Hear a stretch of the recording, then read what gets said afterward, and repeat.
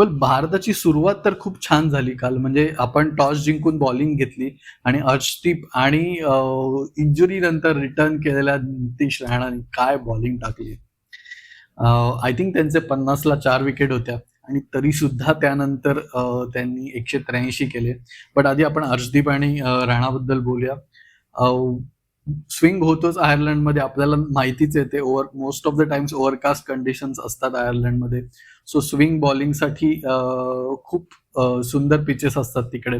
काल त्याचा फायदा घेतला अर्शदीपनी, इव्हन राणानी, आणि आय थिंक त्यांच्या दोघांमध्ये मिळून त्यांनी 5 विकेट काढले आणि पहिल्या 6 ओव्हरमध्ये जे जखडून ठेवलं होतं आयर्लंडला.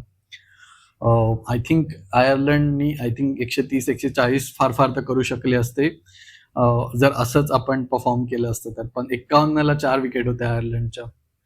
आणि नंतर पॉवर प्ले नंतर आपण जो लगाम सोडला प्रसिद्ध कृष्णा, इव्हन वॉशिंग्टन सुंदरची एक ओव्हर जी महागात पडली, 1 ओव्हर 19 रन मारले त्याला. अक्षर पटेल नंतर त्यांनी थोडं कंट्रोल केले रन्स, बट सुरुवातीला त्यांनी मार खाल्ला. दुबेनी पण बरी टाकली तसं म्हणायचं तर. पण आपल्याला ज्या 5 ओव्हर प्रसिद्ध कृष्णाच्या 4 आणि वॉशिंग्टन सुंदरची 1, त्या 76 रनसाठी गेल्या. आणि बघा ना, आयर्लंडनी 183 रन केल्या, आपल्याला टार्गेट दिला होता. सो 15 ओव्हरमध्ये आपण 107 रन दिल्या आणि त्या 5 ओव्हरमध्ये 76. म्हणजे कळूच शकतं की काय होतं. म्हणजे आता आपण म्हणू शकतो 2 वेगवेगळ्या प्रकारची बॉलिंग केली आपण. पण सुरुवातीची स्पेल खूप कौतुकास्पद होती.